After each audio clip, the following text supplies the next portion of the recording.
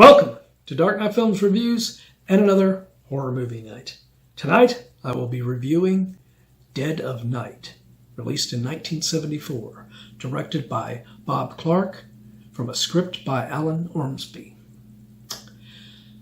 This film stars John Marley, Lynn Carlin, Richard Backus, Henderson Forsythe, Anya Ormsby, Jane Daly, and Michael Mazes. Now, this film was shot in 1972 and was later retitled Deathdream. Bob Clark, this was 2 years he shot this one before he did Black Christmas. And it is just incredible to me that this director, this is the same guy that directed A Christmas Story, a fun family comedy in every sense of the word. And then he also directed the raunchy teen comedies Porky's and Porky's 2 the Next Day.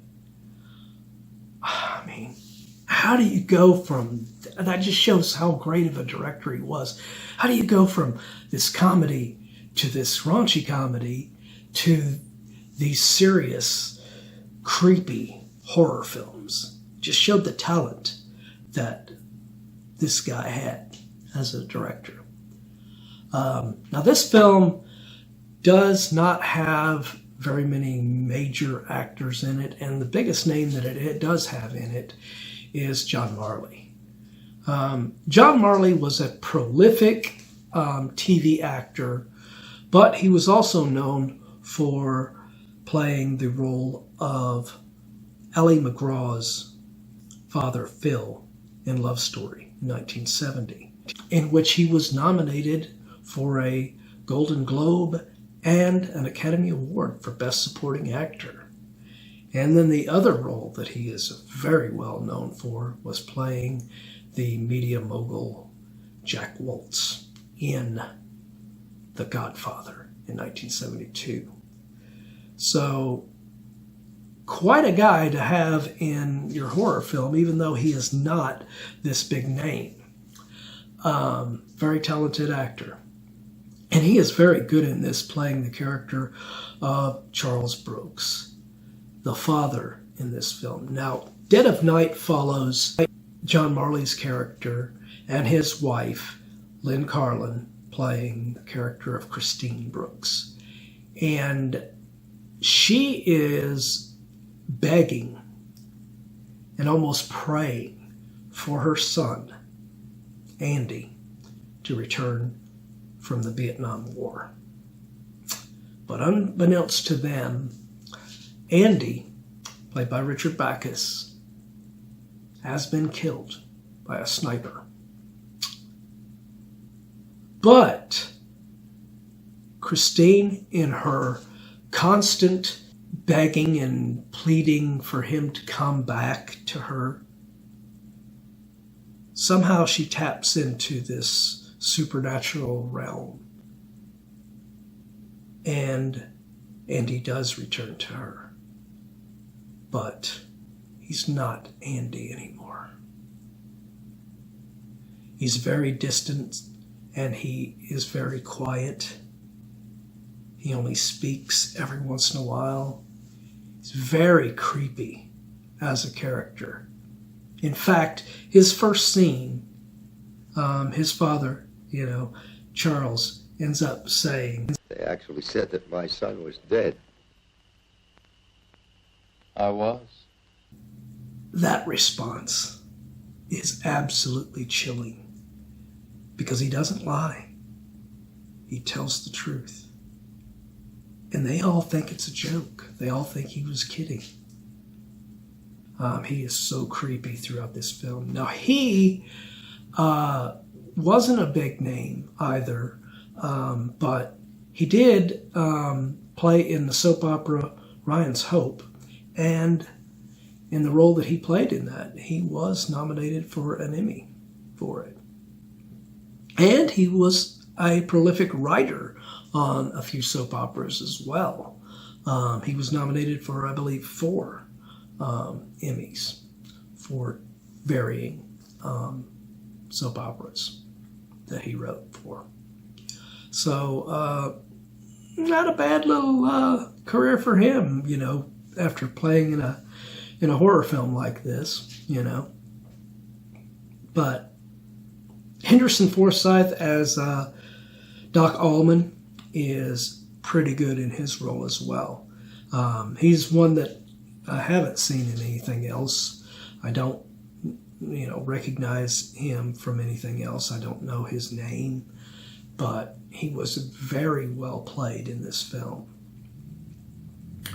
And of course you have Lynn Carlin playing Christine Brooks, and she's almost equally as creepy in what she is doing as what Richard Backus is playing Andy. I mean, the way she sits around and just prays for him to return to her, it was so creepy. And once he does come back, her defenses of him, he kills the family dog in one point, strangles it to death. And this angers Charles. But Christine defends him and she just wants her son back. She doesn't care. Hell, at one point even, she says, I don't care about Catherine. Her own daughter, played by Anya Ormsby. Wow.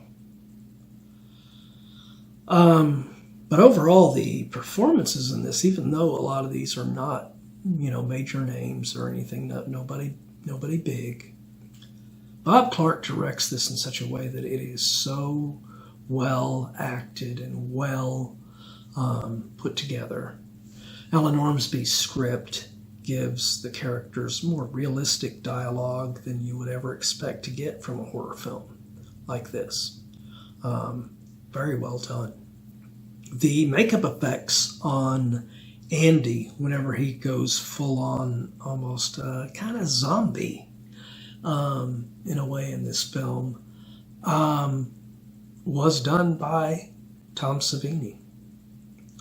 So very, very early work from him as a special effects person before he became known for the future films that he would do, such as Dawn of the Dead and Friday the 13th, and the many, many other films that he did special effects for.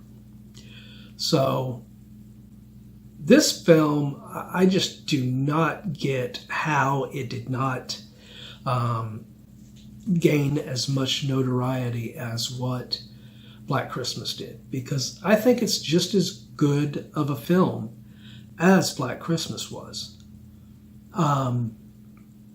Even the music in moments, you have this creepy piano music that they have playing in it, and in the background you have these weird chanting noises, sounds.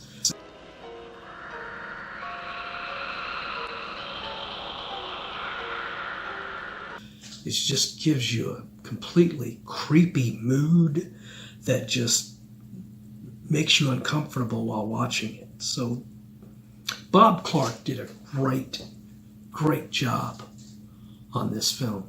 So my final review of Dead of Night from 1974. I'm going to give this film a 9.2 out of 10. This thing only cost $300,000 to make. And Bob Clark did an amazing job on it, I believe. In my opinion, this is equally as good a film as Black Christmas, and it should be considered right up there with it, even though it isn't. But what do you guys think? Do you agree with my assessment on this film? Do you disagree? Let me know in those comments down below. And, as usual, if you enjoyed this video, do not forget to like, share, and subscribe. And don't forget to click that bell icon so you can be notified about future videos just like this one. And while you're by the subscribe button, don't forget to click that join button and become a Dark Knight fan. Well, that's it for another horror movie night. If you missed last week's horror movie night video, you can check it out in the link above. Or if you have missed any of our videos on horror movie night, check out this playlist and you can check out anything that you've missed.